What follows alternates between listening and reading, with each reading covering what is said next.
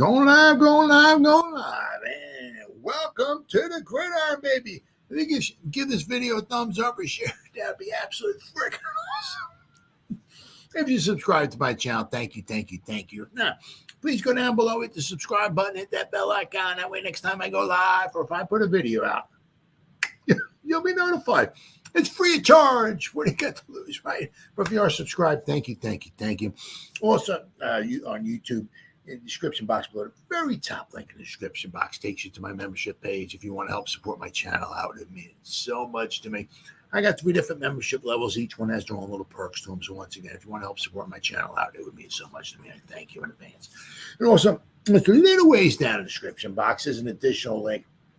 Takes you to my Facebook group. It's called the New York Giants Gridiron. It's my Facebook group. We have over 9,200 members in the group. It's doing simply marvelous, might I add.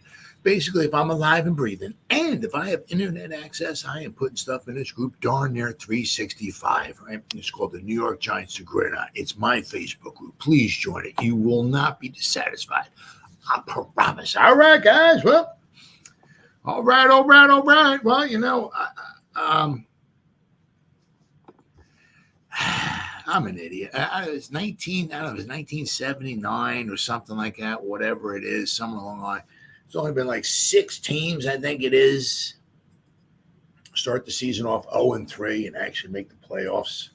Now, of course, now that we keep adding more and more games, you know, pretty soon, probably another couple of years, we'll be up to 18 games. So, back in the day, when I first started watching, it was 14 games. So if you started 0-3, and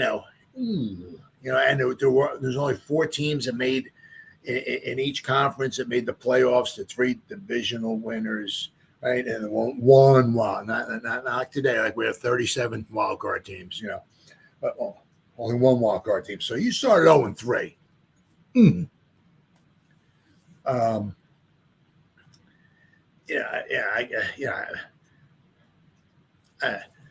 One of them was the Cincinnati Bengals. Remember the 1970 Cincinnati Bengals? They started 1-6. One more time. 1-6.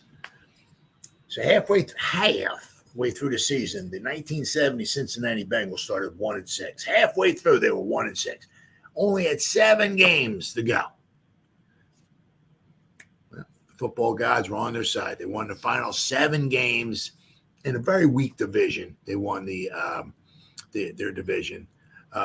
The Browns, I think, were in second with 7-7, but the Oilers stunk. The Steelers were on the rise, but they were not there yet. So I mean,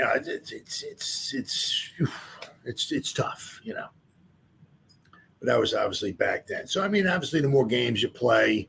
As I said, within the next few years, of course, we're going to be playing, I'm sure, 18 games because it's all about the Benjamins, right? So, I mean, obviously you don't want to start 0-3, the 16-game schedule, or if it's a 17-game schedule, or if it's an 18-game schedule, right? But, obviously you don't want to start 0-3. And if you have playoff aspirations, shall we say. Going to be interesting. Interesting game. I can't remember who the hell the Commanders playing tomorrow. Can't remember. But right, the Eagles are playing the Saints. I think it's in New Orleans. Let's hope. Let us pray, because I can't stand the Eagles. Let's hope New Orleans keeps they got a wheel and it's rolling. Let's hope it just keeps rolling, that their offense is just keep putting up points. Let's hope that they don't, take a step back. Let's hope they just crush the Eagles. And the other game is, I think it's in Dallas, but the Ravens, that's going to be a tough one because the Ravens are 0-2. The Ravens do not want to start 0-3, especially in that division. I mean, I don't know. I guess Steelers don't need a quarterback, I guess. They just win with defense. So, regardless with Tomlin there, they're guaranteed at least 9 wins, right? So whether they fall back a little bit or what, if Wilson comes in and elevates his game or whatever, who knows? But Steelers are going to probably have a winning record. They have the last 300 years that Tomlin's been there. I can't see why they wouldn't have a winning, unless obviously they get a boatload of injuries or something like that. But Cleveland's a good team, and they're going to start quite passively coming on if they start getting healthy. And that's one thing we're going to be talking about here. The Giants just might be lucking out just a little bit with the injury situation here with the Browns. So, the Browns, if they could start getting some guys back, and if they don't keep losing guys who are on the field, right? Obviously, the Browns are going to be tough. The I got to give always keep an eye out for the Bengals. So it'll be a tough division. So the Ravens do not want to start 0-3. And they're going into Dallas. So that's going to be a tough battle. And then the Giants, theoretically, I don't want to drink the Kool-Aid or nothing, but theoretically, every team in the NFC East could be like 1-2 tomorrow, after tomorrow. It's a possibility. But once again, the Giants, any given Sunday, they're underdogs, of course, but they can win this game. They can win this game. Cleveland's offense has not looked super spectacular. Quite possibly, if we go back to 2007, if we remember the Spags, right? The first two games of that season, the Giants gave up 80 points. I was at the first game when we gave up 45 points. We were in Dallas. It was 45-35. It was back and forth. Really just exciting game. And because I was bummed out the Giants lost. But it was just an exciting game. Exciting game. Back and forth. And then we lost. The other one was we lost 35-13, I think it was, to the Packers. But I think it was 14-13, I think, going into like the last quarter. And the Packers erupted for 3 touchdowns. So we got blown out. It was like, oh my God, they killed it. Well, it was 14-13, I think, going into the last quarter. So it wasn't that bad. But then, of course, we were down. I think it was 17-3. I think it was, against the, I'm sorry if I offend anybody, against the Redskins. My bad. I hope I didn't offend nobody out there when I say the word Redskins. So in the first 2.5 games of the 2007 season, right, Spags came in and we gave up almost 100 points. Right. And then, of course, don't get me wrong. We had Michael Strahan and Pierce, and, we had some pretty special, talented players, but we got some pretty good players on this team too. So, it's a possibility, they have to get used to the defense, especially with run fits, right? Where 2 guys don't occupy one gap, one guy, everybody, knowing where they're supposed to go and all that, so it's a possibility, that they're shaking off the rust from not participating in preseason, which is, the shoddy tackling. That's throughout the NFL. But I think it was PFF had him with missed 11 tackles, which is just horrible. You miss 4 or 5 or so. Hey, these athletes, the football, unbelievable, freakish athletes. It's going to happen. I don't care if what defense out there, you're going to miss tackles because the guys on the other team, their offense, they're getting a paycheck too. They're phenomenal athletes. So, miss tackles going to happen. But I think it was 11. That's probably about close to at least double what you want to have. So we got to shore up the tackling, which quite possibly would come with maybe more and more playing time, right? And also, especially with the run. Against the run. I think maybe as time goes by, you start getting a little bit more, the defense starts getting more and more familiar with Bowen wants and all that and everything. That could go on the rise as well too. A couple things I'd like to see. Well, one would be where's the Karake at? right? I mean, where's that? Where we're looking at the, I mean, it needs to be more tackles, and let's get some hits, some sacks from like Burns and Thibodeau. Right? But I mean, it's a very winnable game. The Giants will actually have a kicker. Last time I checked, they'll actually have a kicker that can kick field goals tomorrow. What a concept, huh? They'll have they'll have the advantage quite possibly on the Cleveland's offense because their offensive line is and Njoku's won't be playing either. So the Giants defense will definitely have somewhat of an advantage going up against the Cleveland's offense. Now the Cleveland defense is it's special. They haven't given up on a lot of yards at all. Period. I mean, the first week of the season, Dallas, they went to McGee. Dallas is so great at McGee. Look at all the points in McGee. All the points. Man, walk up and down the field. They had like 200 and something yards. Let's see here. Oh, let's see here. Let's try this here. Cowboys at Browns. I mean, they put up 33.1. Was a punt return for a touchdown. There we go. Box score. But team stats. Here we go. Cowboys had 15 first downs, 4 for 14 on third down conversions. They didn't go for it on fourth downs. They were 4 for 14. They had 265 total yards. 15 first downs. So you look at 33. Damn, they must have put up a ton of yards and all kinds of first downs, and they must have been walking up. No. It was the ineptitude of the Cleveland Brown offense. They couldn't block anybody. They had a hard time moving the ball. So that's why huge thing. And of course, Cleveland had 2 turnovers. The Cowboys didn't have any. Right. So, let's see, CD Lamb, 61 yards rushing. Ezekiel Elliott led the team in rushing with 40 yards. So, what was Dak? 19 out of 32 for 179 yards. I mean, so their defense is really good. And let's see if we can do this. Let's see here.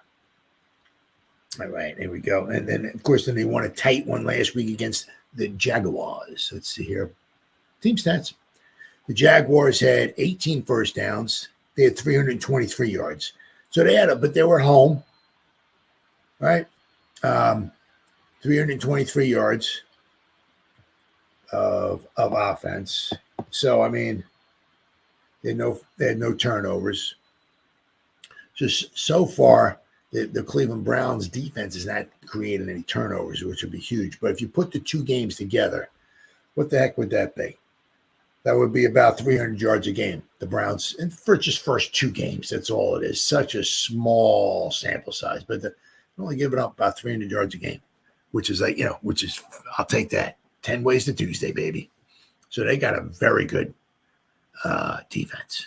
So it's not going to be easy for the Giants. Running the ball, passing the ball. Daniel Jones got to make some good decisions. They got a rabid fan base, crazy. You get that and the dog pound and all of that. So it's it's something, the Giants can't give them a short field. They don't want to turn the ball over, make them march all the way down the field, which is a lot of things that the Browns have not been able to do very well. So, hey, any given Sunday, right? All right, so we got 6 keys to victory in week 3. This is from Giants Wire. 6 keys here. Avoid poor pregame personnel decisions. Says head coach Brian Daboll has made some seriously questionable personnel decisions in the first 2 games. Twice he played injured players, Gunnar Olszewski, and of course then Graham Gano. So we'll have to wait and see. Hopefully not there. Continue to feed Malik Neighbors, which would be, it's going to be a little more challenging and all of that because, this Cleveland secondary is a little bit different than the Commander secondary. Especially because the Commander, Forbes was out because he had operation on his thumb, so he was out. So I mean, the Commanders secondary is pretty much primed for picking. This Browns secondary is a little different animal here, a little bit different animal. But as I said, if you find your best, if you can find them, you can find Malik. Try to keep feeding them. You do want to obviously, spread it around. I mean, it would be nice to see if we actually had a tight end who caught a pass. Wouldn't that be kind of, no? I mean, I think Theo and Bellinger each had a reception in game 1, but I mean, other than that, I don't even think any of them had a target in game 2. I think we might have kept a bunch of guys in, maybe to block. Let's see. So we got feed Malik, force an actual punt. What a concept that would be. Yeah, I mean, you can forget about it. I mean, you just turn the TV off at halftime. Just go grocery shopping, whatever you got to mow the lawn, whatever you got to do. If we can't force a punt, don't even bother. Just turn it in. Turn the game. Well, Thursday. Yeah, Thursday we watch us lose to the Cowboys, so we can start the season off 0-4. If we can't force a punt here, forget about it, because we're not walking up and down the field, 13 times against the Browns. It's not happening. Not happening. Right. So you better force a punt. And I gotta say, wow, it all starts up front. Let's get some sacks, right? You get the long, gets the 3rd and long on that sack. It kind of eliminates the drive. No, not last week. We had 5 sacks, and the Commanders just brushed that stuff off and just kept marching down the field. So, you better force a punt this week. Absolutely. Let Jalin Hyatt stretch the field. Then we'll be talking a little bit about Mr. Hyatt a little bit more.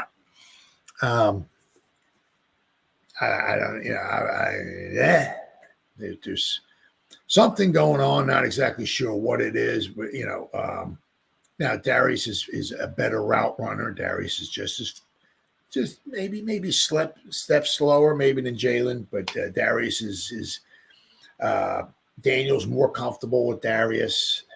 Darius is a better route runner.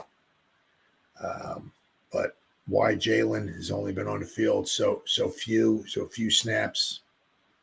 I'll have to wait. Yeah. It'd be nice if we get him on the field a little bit more. It'd be nice. Especially if somewhere along the line, it'd be nice to see if we can get him on the field somewhere this season. You traded up to get the guy, right? And it's quite possibly going to be the last season that Darius Slayton's with you. So, all right, we got Jalin Hyatt. Get to the quarterback. Now, once again, it's going to, you got some phenomenal athletes, whether it was Daniels last week, you got Deshaun Watson this week, you got some really good athletic quarterbacks here. So, just because you can get to them does not necessarily mean you're going to get them on the ground. But if you can, let's do it, right? But it's like kind of like, if it was Squad 54, where are you? That was a show. I think it was back in the 60s. I think it was Car 54, something like that. It was one of those. Oh, let's see. Or maybe it's Squad 54. Squad 54. Oh, that's it. Might be it. Squad 54. Where are you? Car 54. Okay. This was before the Hermans, the Munsters came out. So it's Car 54. Where are you? Right. But I mean, it's like, when you got, Burnsy, Kayvon, and Dex, Dex has got a sack already. Okay. Didn't take him very long. Now, obviously, once again, you're not expecting a guy to get a sack every other game or something like that. Would be nice if he had 10 sacks, but I mean, but he has a sack already. Right. So if he gets he can get a mulligan this week, as long as he gets a bunch of pressure. But we need something from Burns. And, you got like $36 million between those two edge rushers. Yeah. You're paying them for a reason to get sacks. Let's get some sacks. Right. Yeah. You don't want to, last week, we had, was it Mike McFadden had one? Karakay had one. Pinnock had two. I think Phillips had one or something. But you had to blitz somebody to get a sack. right? Let's see. Eliminate self-inflicted wounds. Absolutely. There's nothing worse for any team than losing on self-inflicted wounds. For the Giants, this means eliminating defensive penalties on third down, which keeps the other team's drive alive. Eliminating wide receiver drops, which we had quite a few of. Eliminating fumbles, and so on. Last week alone, Darius Slayton dropped a 2-point conversion attempt. Malik Neighbors dropped Jesus Christ. Right on the sideline. It's like, are you kidding me? Where do you want the ball at, kid? Right here? Is that good? Right here? And I guess not, because he dropped it. So anyway, Malik Neighbors dropped a potential game winner, and Devin Singletary fumbled on what was the likeliest scoring drive. Yep. So, yeah, I mean, and of course, you know, we missed the extra point. Then we got injured, of course, and we couldn't kick a field goal or an extra point. We couldn't make a 2-point conversion. So, absolutely, got to stop the self-inflicted wounds. Absolutely. All right, then we got Giants Browns 5 matchups to watch to get first victory. Giants need to win these matchups. Kayvon Thibodeau, Brian Burns versus the Cleveland offensive tackles, which we're not even sure exactly. We're going to go over, but we're not exactly sure who's going to be starting for the Browns. I know Conklin's not, so that's a huge plus. He's still injured. He might be another week or so, whatever. So we'll have to wait and see. This is a matchup the Giants have to win. They have to dominate. This is from what? Big Blue View. To have a chance to pull off a desperately needed upset victory on Sunday. Usual starting tackle Jedrick Wills has still not returned from a knee injury he suffered last season. Starting right tackle Jack Conklin has played just 23 snaps as he works back from a knee injury he also suffered last season. A career right tackle Conklin would be forced to play left tackle this week. Fill in starting, well, let me see here. Hold on. Is this it? There we go. Who was out? I thought Conklin was out. Joku. Oh, he's questionable. Okay. Conklin's questionable. So, but in Strong, their running back, he's out. In Joku, he's out as well. So we'll go over a little bit more. But Willis, and Conklin, both questionable. They're 2 starting tackles. So we'll go over that a little bit more. But this would be huge. Yeah. I mean, if you're going up against 2 freaking backup tackles, or even if you're going up against Conklin or Will, they're injured. They're not 100%. Right? They say, I'm okay to go, but they're not 100%. You got to really win these. Got to win these. Oh, my goodness. Andrew Thomas versus Myles Garrett. Well, the thing is, you're going to get Thomas versus Garrett, but you're also going to get Garrett versus Illuminor, too. So, but that would be huge. You can't have, and we've seen this before, where we've had good defensive line play, where the other team has had good defensive line play and just almost eliminate any possibility of the Giants' chance of winning a football game, right? We can't let Myles Garrett do this. Now they do the wide. It looks like it's like a wide like 57. It's like they're out like on the sidelines. I mean, they're like way out there, right? But it's Illuminor. I seen a video he was talking about. It was Sean O'Hara. Was it him? Was it Schmelk? He was talking with John Schmelk, I think it was, about how to guard against the wide 9. It's tough because you got to kind of go out there and meet them and all and everything. It's kind of difficult. But the one nice thing is that if you can keep them out there, right? I mean, they're setting the edge, all right. But I mean, if you can keep their best defensive player out there, that's a plus, huge plus. But it's not that easy. So we've had in the past many times, right? We've seen, how many times, right? We've seen the other team's defensive front with our porous offensive line play, just dominate and take over a game and just almost eliminate any chances of all the Giants have had of coming up with the dub.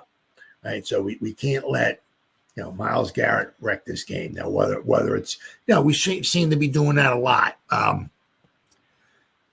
Obviously, we're having tight ends on the field, but it seems like more maybe the tight ends on the field to help block or maybe, obviously help out in the pass rush, right? Because they're certainly not getting passing targets, that's for sure. Now, I'm not sure exactly what, Daboll's kind of thinking with Daniel Jones early on. Let's max protect. Let's get, we're not going to get 5 guys out there. We're not throwing the ball deep just yet, right? Let's let him drop back. Let's get him protected. Let's get him some confidence going.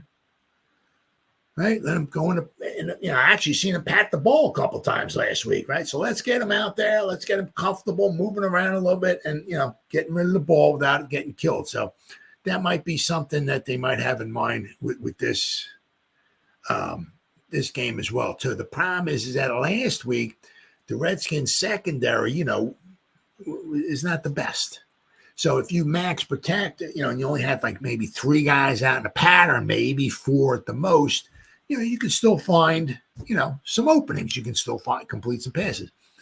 There's a little bit of a different animal here. The Browns, their secondary is very good. So if you max protect and give Daniel Jones some time, it's going to be a little bit more difficult to complete passes against this secondary than it was against the Commanders. Let's see here. Yeah, so, then next one here, next matchup they're talking about here is the Giants cornerbacks versus the Cleveland wide receivers. Now you got Judy, Amari Cooper, and you got Elijah Moore. Now, Cooper has been kind of quiet so far this year. I understand. He said I didn't look, but somebody said he had like 1,000. I didn't know. Damn. When you get old like me, it's amazing how fast the time flies by. Apparently, Cooper's been in the league like 8 years already. I'm like, holy crap.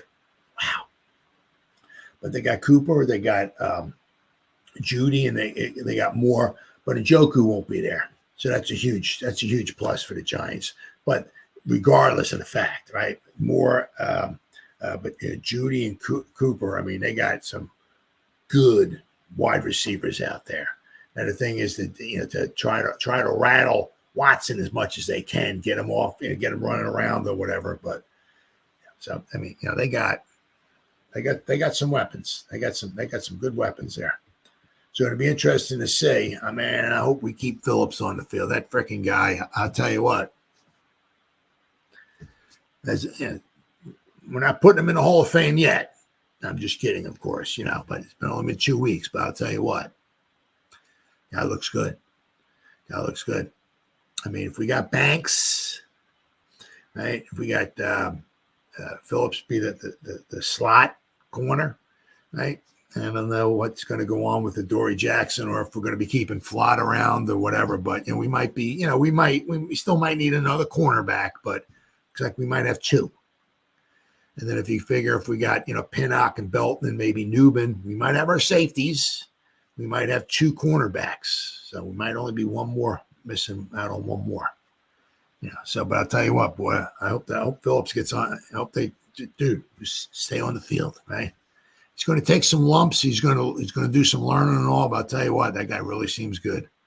Really seems good. That was a real good pick, especially in the 3rd round. Neighbors versus the Cleveland defensive backs. Yep, the Browns are not the Washington Commanders when it comes to the caliber of their defensive backs. Cleveland has 3 good cornerbacks in 3-time Pro Bowler Denzel Ward, 2021 first-round pick Greg Newsome, and slot cornerback Martin Emerson.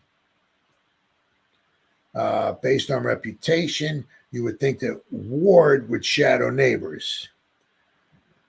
Mueller of SB's Nation's Dogs by Nature, which covers the Browns, told the Valentine's Views podcast that probably won't be the case. This is partially because Ward is dealing with a shoulder injury. And I'm going to go over next. I'm going to go over the injuries. I tell you what, the Browns got a nice little list. So Ward's dealing with a shoulder injury. Played only 11 snaps last week. Whether or not he's able to handle a full workload this Sunday is still unknown. Also, though, the Browns have talented players in outside cornerback Greg Newsome and Martin Emerson, their slot cornerback. The Browns, per Mueller, trust all three. It appears they have reason to. Neighbors should still get a good volume of targets and make some plays, but it's unfair to expect 18 targets again. That's a lot of targets. Holy cow. Darius Slayton, Wan'Dale Robinson, and Hyatt, and tight end Theo Johnson are all going to have to contribute. Yep, absolutely. Then we had Daboll versus Schwartz, right? Offensive coordinator, offensive mind going up against Jim Schwartz, who's been doing it a long time. He's had success pretty much everywhere he's gone. Cleveland's Jim Schwartz has been a highly respected defensive coordinator at a number of NFL stops. Daboll is a highly respected offensive mind. Can the Giants head coach figure out a way to attack an excellent Browns defense? Now, it's not so much Schwartz can outthink you or whatever like that. He's got a good mind, but he has the pieces too. That's a tough combination to beat. Like I said, the Browns defense is done. They're only 1-1, right? But they've been very adequate their first two games this season. Daboll said, I have a lot of respect for Coach Schwartz. He's been doing it a long time. Yes, he has. Started way back in Cleveland with that group of young coaches, Tennessee for a long time, obviously the head coach of Detroit, Philadelphia, Buffalo. He's always had good success. Oh, yeah. Daboll knows the Browns pose a lot of challenges for an offense. Absolutely. They can get after the passer, penetrating front. They play a lot of man-to-man, and they mix in their zones. They do a great job of disguising. They've been effective, they will say. Coach Schwartz, like I said before, does a great job. And then they've got good players. Browns cornerback Denzel Ward is a heck of a corner.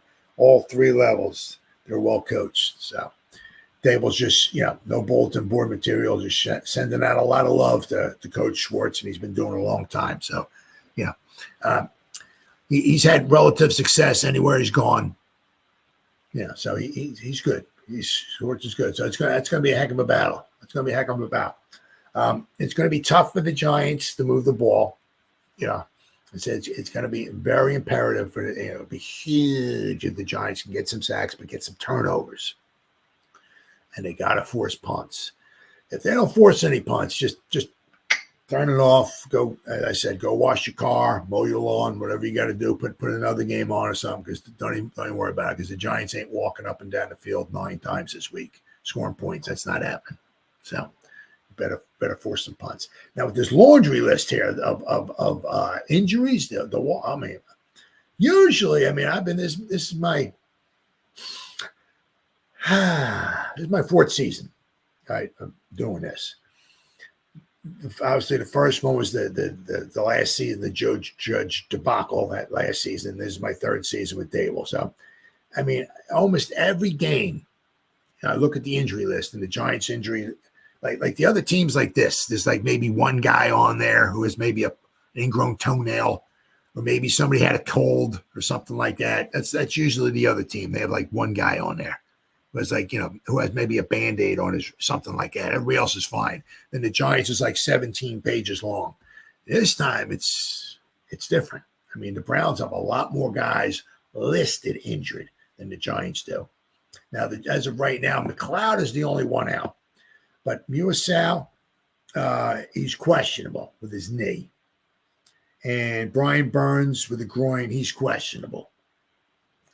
So, Nacho, he has abdomen. I don't know if it's an oblique or something like that. He was limited in practice on Friday. Jermaine Illuminor is a neck. Kayvon with a shoulder. Isaiah Simmons, not injury related. It was just something personal. He was full participation in Friday's practice, so he doesn't even really need to be on here. But so the Giants got one guy out. Other than that, they got 1, 2, 3, 4. They got 5 other guys who are injured. 2 of them are questionable. So, for the Giants, that's pretty impressive. Especially usually when I go to do a Giant game, there's a laundry list of guys. But I mean, the Browns, they almost like they like double what the Giants got.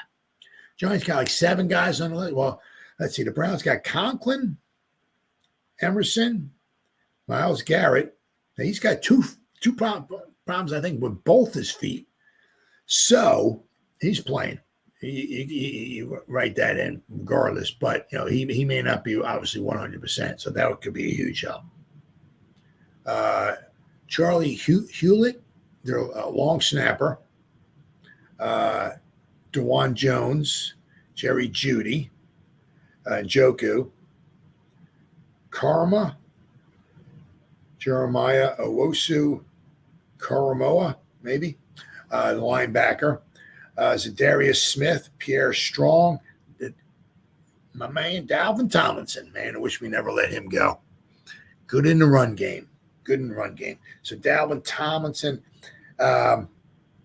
he's on here. He did not participate in Thursday's practice. He was getting rest, not injury related. He was getting rest. So that's the only reason why he's on this list here. But then I get Jamari Thrash, Denzel Ward, Jedrick Wills, and Alex Wright. So they got a ton of guys. But as of right now, Njoku's out. Wills and Conklin are questionable. So those are the 2 starting tackles. So the Giants could possibly lock themselves in. We'll have to wait and see. Let's go, baby. Let's go. We got to win. Right? Any given Sunday, anything can happen, right? What is the link? Link for what? Ooh. This is what is the link? Lane Kerner.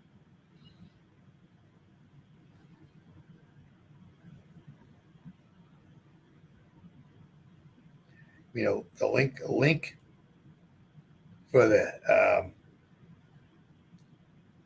or to call it. I don't got it. I wish they did. I gotta get something like that.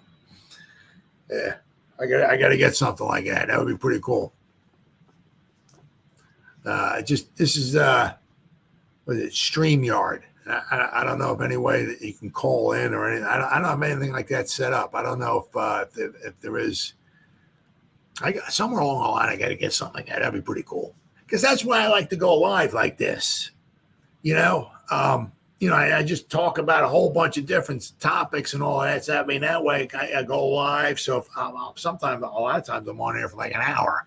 So they talk for an hour about a bunch of different topics. But if somebody wants to chime on in, that's why I say that's why I'm here.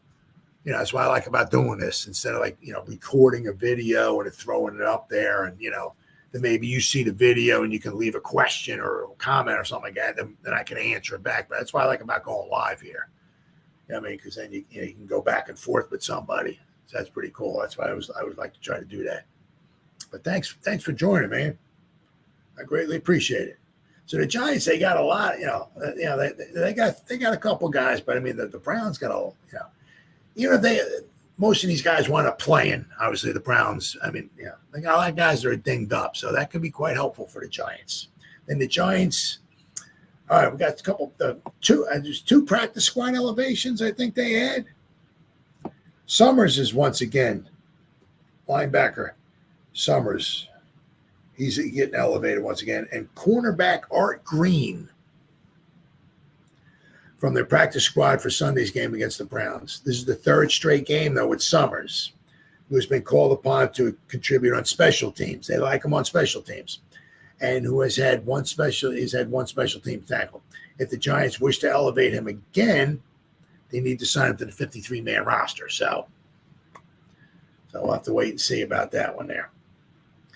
Let's see, with these 2 elevations in place, the Giants have decided, as expected, on veteran Greg Joseph as the kicker on Sunday over Jude. Hey, Jude. I've heard Makatani and I've heard Makatani. Joseph spent the previous seasons with Minnesota. I mean, Joseph, he's not bad. If you can get him from like 40 yards on in, he's not too bad. He'll miss the 1 out of every 10 extra points. It's gonna happen. You get him from like 40, 41 yards on out. He can make them. He made a 61 yarder to beat the Giants. So no, we know he can, at least indoors, he can kick a 61 yarder. But anything from like 39 to 40 yards in, he's pretty good. So you figure, get a real good chance at good chance of getting a field goal. You want to get down to the 22, 23 yard line or so. But I have to wait and see how long he knows out for. Hopefully it's not all that long. But all right, then what do we got here next?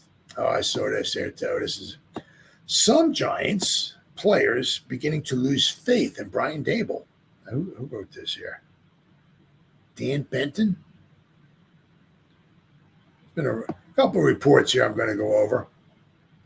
Giants are at a familiar 0-2 to start the season, although they haven't started 0-2 with Daboll. Right? Last year they were 1-1. So they haven't started 0-2 yet with Daboll, but 0-2 feels very, very familiar for us Giant fans, especially over the past, 10-plus seasons.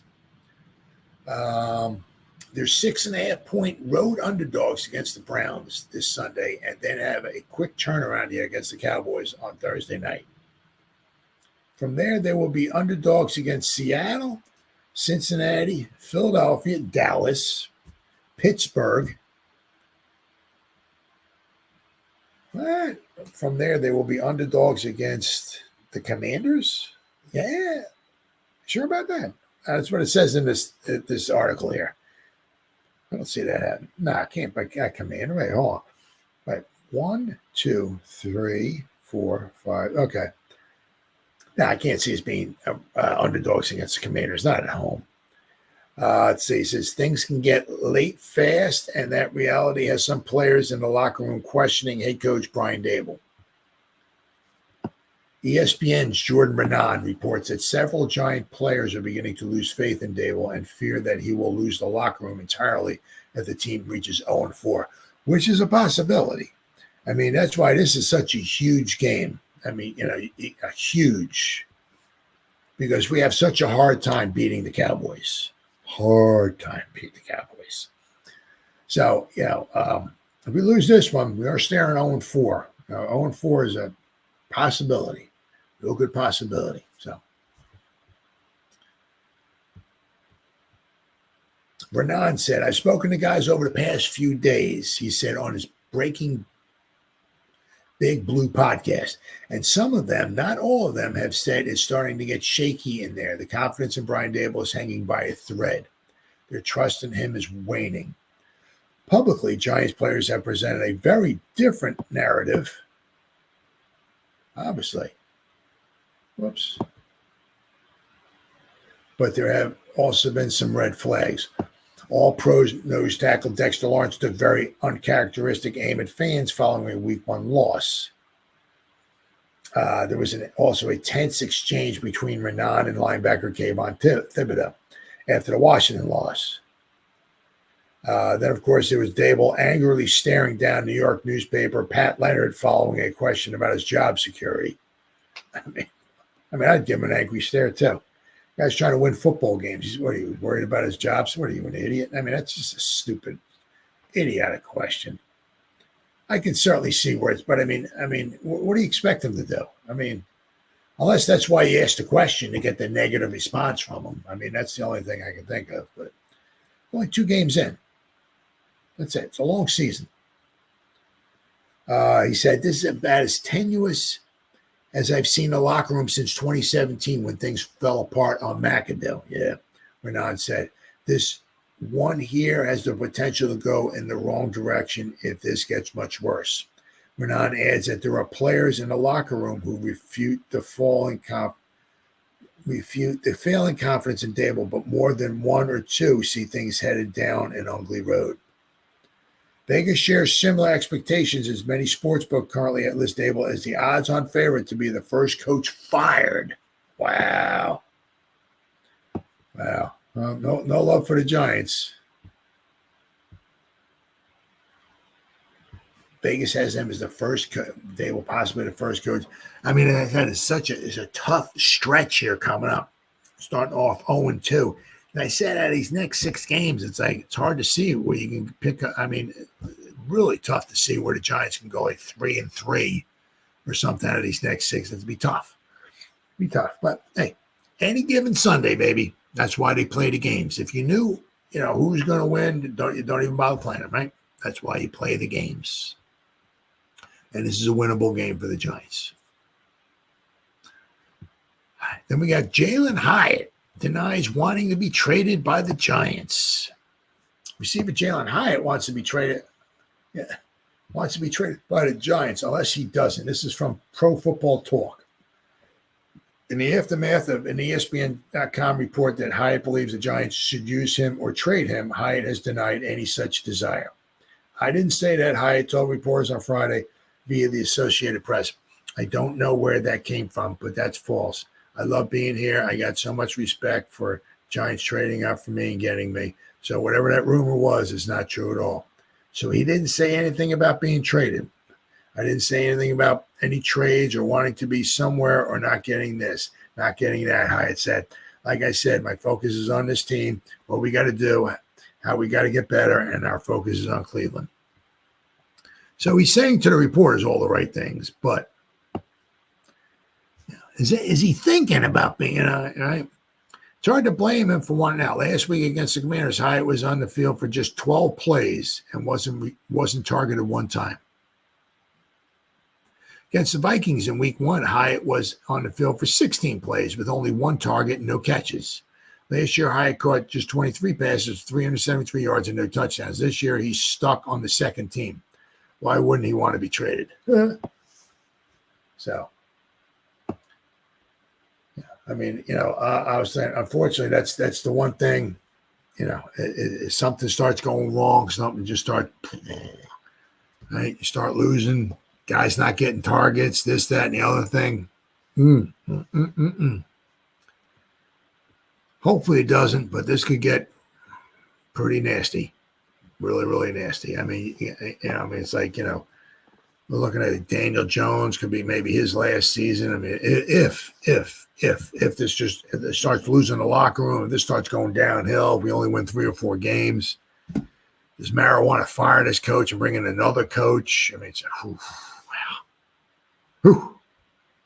All right, then we got next, John Michael Schmitz Jr. thriving on the Giants' offensive line. Now, he's certainly getting better from last year. And the thing is that you just, it didn't need to seem, he struggled last season. He certainly had his issues, but you didn't need to see him go from rookie season to, he's got to be a Hall of Famer this year. No, you just want some slow progress, right? Some improvement, right? And so far, he does seem like he's doing a much better job of. He needs to stay healthy, though, too. Yeah, he definitely needs to be. But with Carmen Basilia, the coaching seems to be huge. Now I'm going to share. Let's see where we at here. Jermaine. Do I got him? Oh, here we go. Okay. I'm going to share my screen here and show you. If I can find him. Here we go. Nope. Lock in. Nope. Where's he at here? There we go. I mean, he's definitely gotten better. I mean, you look last year. Oh, wait. 41.4 last year. His pass block was a 26.9. Now, once again, this is so early. It's only 2 games. But, he's going up against some decent players. I mean, he's had Allen and Payne. They're on Payne last week. Right? And as we've seen also, the Vikings are not a bad team so far. Right? But you'll look here. I mean, his pass blocking, it's gone up to a 53. so far. So basically, his pass blocking grade, according to PFF, has doubled since last season. Once again, it's really early in the season. A long way to go. Anything, the grade can get better, right? But right now, his grade is a 53, almost a 50. No, it's a 53. Last year was a 27. So his pass blocking grade is almost doubled. And his run blocking grade went from a 51 to a 62. Right? So he has gotten better. He is certainly, without question, has gotten better. As you look at that, I'll read this. John Michael Schmitz Jr. had a rocky start to his rookie season last year between injuries that cost him games and his struggles to adapt to life in the NFL. Some wondered if the Giants had indeed correctly selected their center of the future. Now, in his second year, with better coaching, Schmitz has recovered from an early training camp shoulder injury and has not only been playing some of his best ball, he's been rounding out into a leader on a unit where every other player has more experience than he does, which is true. Yeah, you got Runyon, you got Van Roten, you got Illuminor, you got the Godfather, Mr. Thomas out there, right? So, oh yeah, he's the baby. He's the one that's in charge of pretty much directing the whole offense. Him and quarterback Daniel Jones, guard John Runyon Jr. said, nothing really phases him, and he's doing a good job in the run and pass game. It starts with him and getting everybody going to the right people. He's been doing a good job and has been on top of everything. Left tackle Andrew Thomas also noted the growth he's witnessed from Schmitz. You can tell he's more confident this year, Thomas said, starting with just the mic points and understanding the calls. Last year, he was also dealing with injuries too. So just seeing him, knock on wood, healthy this year, I think that's something as well. During his first year with New York, Schmitz appeared in 13 games but missed 3 due to a shoulder injury and 1 due to a shin injury. The same shoulder flared up again during training camp, causing him to miss 10 practices. He finally got the all clear in mid-August but suffered a minor ankle injury in New York's last preseason game against the Jets. Because of the mild nature of the injury and the time in between that game and the start of the regular season, Schmitz was able to play in week 1. So, he's certainly, without question, he's making strides. That's for sure. And that's all. That's exactly what you want him to do. All right, exactly what you want him to do. And he's, second year, the arrow's pointing up for him. He's going to get better with more experience and more time and calling the signals and all that stuff and everything. So I think we have a keeper. I'm not saying he's the greatest center of all time or he's going to be the greatest center the Giants have ever had, because I don't think anybody's going to be better than Mel Hein. But I think we have our center for hopefully for the long haul, which would be freaking awesome, right? Then we got also here another article here I saw was with talks about the Giant, the rest of the Giant, or some of the offensive line was Illuminor. The Giants struck gold with 1 new offensive tackle signing, and you also got to remember too, right? Is that I think we signed him for Illuminor for $7 million. I mean, you got Williams holding out, and and the guy is unbelievable. So don't get me wrong, right? I think he's at $28 million. Is it Trent Williams? The guy that the left tackle for the 49ers. I mean, so we got this guy, Illuminor. He's not getting paid to be a Hall of Famer or not like that. I make like $7 million. He's doing a really nice job for what he's getting paid. He's doing, he's not the tackle for we got the next 5, 6, 7 years now, because he's probably not gonna be around that long. Kind of hoping that Neil would be, so we'll have to wait and see. Neil, he hasn't been in there, so we'll have to wait and see if he does get a chance to play. We'll have to wait and see. But so far, the returns of what we've had so far with Van Roten, Runyon, and Illuminor, thumbs up. Especially what we're paying the guys. I mean, it's almost been like night and day between like last year and this year. I mean, what we're paying between Illuminor, Runyon, and Van Roten is like maybe like $20 million for those three guys, right? And it's been almost like a total 180. What the offensive line has done. We've had some night. We've been able to run the ball, not so much against the Vikings. But it's tough to run the ball against the Vikings, or tough to run the ball and get a lot of yards against the Vikings when you're down by 38 touchdowns. It's, you got to throw the ball. But they've done pretty good. The Giants made upgrading their offensive line a top priority this past offseason, focusing heavily on free agency. But the thing is, I mean, they've done that too. They've also, it's like every year. Oh, we brought this guy in, and we drafted these two guys. Oh, we upgraded the offensive line. And then you go out in the season, it's like, oh, yeah, we still suck. Then the next year goes around, yeah, we brought in this guy, we brought in this guy, we brought in this guy, we drafted another two offensive linemen. Yeah, we upgraded the offensive line, and then the season comes around. It's like, yeah, we still suck. Yeah, but it looks like, so you can always say we upgraded the offensive line, but you can't really say you upgraded the offensive line until you've upgraded the offense. So the offensive line is playing, right, decently, right? Not last year was, last year was, oh my God. After investing significant draft capital in recent years to address their offensive line, General Manager Joe Schoen realized that acquiring proven talent was the only way to make a real difference. Because then they talk about the struggles here of Evan Neal. One of the driving forces behind the Giants' aggressive approach in free agency was the unfortunate demise of Evan Neal, their former 7th overall pick in the 2022 NFL Draft. Neal has played just 1,322 snaps in his career, allowing 81 pressures during that span. Oh, my God. He ranked as one of the worst offensive tackles in football, leading the Giants to demote him to a primary reserve role. In his place, the team turned to Jermaine Illuminor. Illuminor takes over. Big Blue signed Illuminor to a 2-year, $14 million deal with $6.75 million guaranteed. So far, this move is paying off as a 29-year-old, a former 5th-round pick by the Ravens in 2017, has provided above-average production.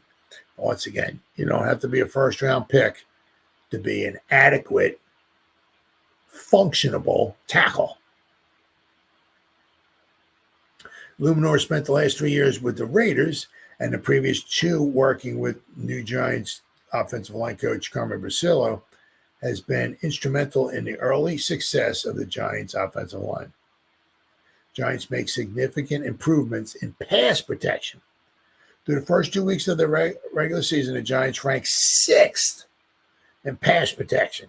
Holy cow. According to Pro Football Focus. Marking a significant improvement. Yeah, I'd say so. Illuminor has allowed just 5 pressures so far, holding his own against the Vikings and Commanders. With a bigger test looming against the Browns, Illuminor's strong performance has been a key factor in the Giants' early success. Now, it'll be interesting to see if they keep Garrett over on his side a lot. That'd be interesting to see. And they talk about, obviously, adding John Runyon, another key addition as well, too. In addition to Illuminor, the Giants signed John Runyon to a 3-year, $30 million deal. Runyon was flawless in pass protection against Washington, not allowing a single pressure. As a unit, the offensive line has given quarterback Daniel Jones ample time in the pocket to make plays. While Jones is still working to string together consistent performances, the improvement in protection is a promising sign for the team's future. Now, I'll pop this up here, show you what we got here. Illuminor is, let's see here. Gotta find it here. Oh, here we go. Yeah.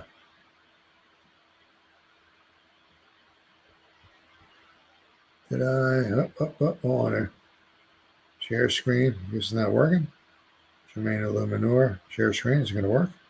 There you go. Now it's working. Right? Yeah, I said pass blocking. So, it's 64.9 against the Vikings, right? And then 58.2. But you look here, right? What's he's giving up?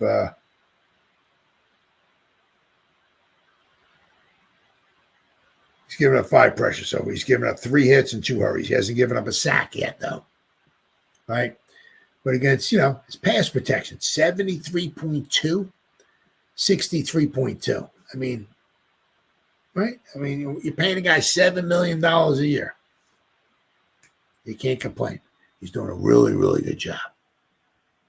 His run blocking, needs a little bit, desired, but instead, even the first week, he had rated out a 63 run blocking grade. So, and hopefully another one of the things too is if they're allowed to, you don't know. You don't know what the football gods above have in store for the New York Football Giants. But if he's allowed to stay healthy, and if the rest of the offensive line is allowed to, once again, stay relatively healthy, and he's got, the more these guys play against he's been with Van Roten for a while, so that's very helpful. But the more these guys play together, hopefully they'll get even better as time goes by. All right, so then we got that, and then and the same thing with Runyon. Show you. Let's see if I can get Runyon. There we go. All right. Share. Okay. John Runyon. Right? I mean, what we got? He's given, according to Pro Football Focus, he's given up 1 sack. He's given up 2 pressures. He gave up a hit and a sack in week 1. But last week against the Commanders, he gave up nothing. His pass block grade was a 70.7. I mean, last week against the Commanders, 72.8. I mean, holy cow. Oh, wow. Huh? Man, that's fantastic. I can't remember the last time I seen the Giants guard grading out like that. I mean, that's really, really good. So he's done really doing good so far. His first week against Minnesota, he graded out at 59 overall. Right? Didn't have, he had the 1 sack and the 1 hit he gave up. But like I said, last week, great game. So, but we're going to need more great games, that's for sure, without question, this week coming up. All right, then we got, let's see here. Let's see, what do I got here? Is the Giants defense catching a break versus the Browns? Absolutely. I think they are. The Cleveland Browns offensive line is banged up. And the thing is as I said, is even if these guys do wind up playing, right? I mean, obviously, if you play a game and after week 1, Andrew Thomas played week 1, right? There's something a little achy about or something. You're not playing the whole game in the NFL. Guys beating you up and this, that, and everything without a little soreness here or soreness there or whatever. Then he played 2. You know what I mean? So everybody, on the offensive line's got a little something going on, right? But with the Browns, it's a little more, prevalent than what the Giants got. They got a lot of guys, and even if like Conklin and Wills wind up playing, they're coming off injuries, right? They're nowhere near 100%. They might get the okay, yeah, go out and play, yeah, feel good, you good, yeah, okay, all right, they check them out, yeah, but they're not 100%. So even if these guys do wind up playing, starting, they're not 100%. Could be advantage Giants. Jedrick Wills, the Browns. Hold on. Who's this? SI.com. Cleveland Browns, who hosted the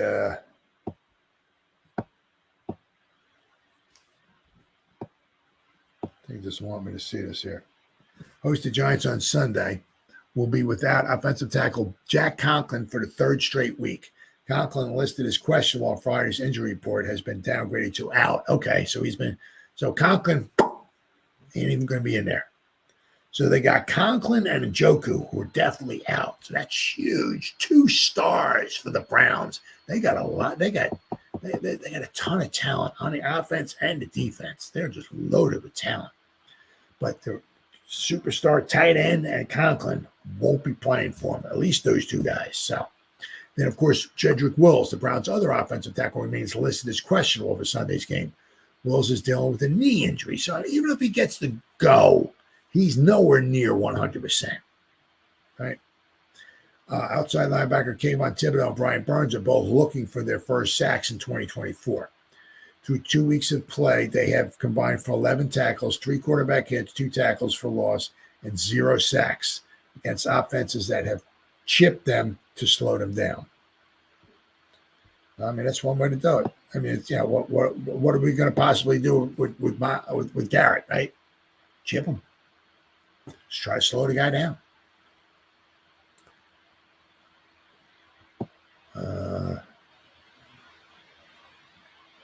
They're talking about that.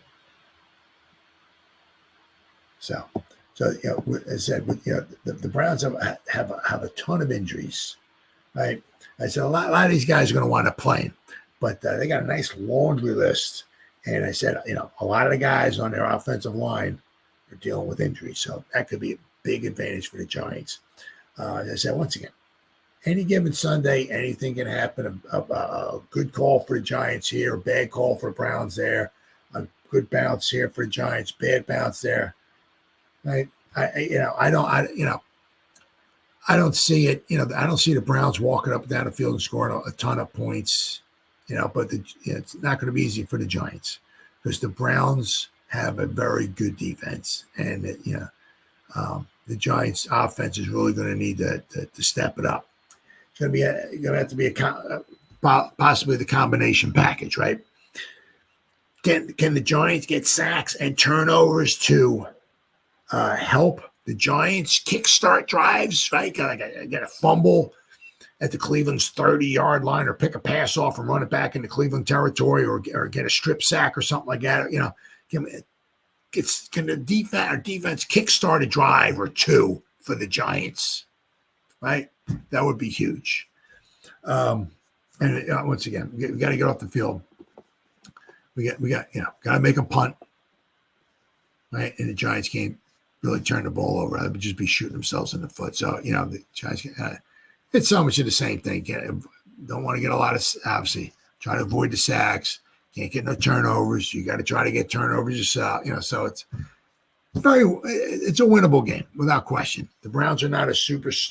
They have some very good players, but they do have a lot of injuries too. So, advantage Giants. Hopefully, it'll wind up being good. I said if the Giants lose and start off 0-3, and they got the Cowboys coming in a few days, and if we lose that one, boy, that's at home, man, that can get really ugly. We start off 0-4. Holy cow, Batman! Wow, but one game at a time. At the Cleveland Browns, it's 12:14 in the morning here.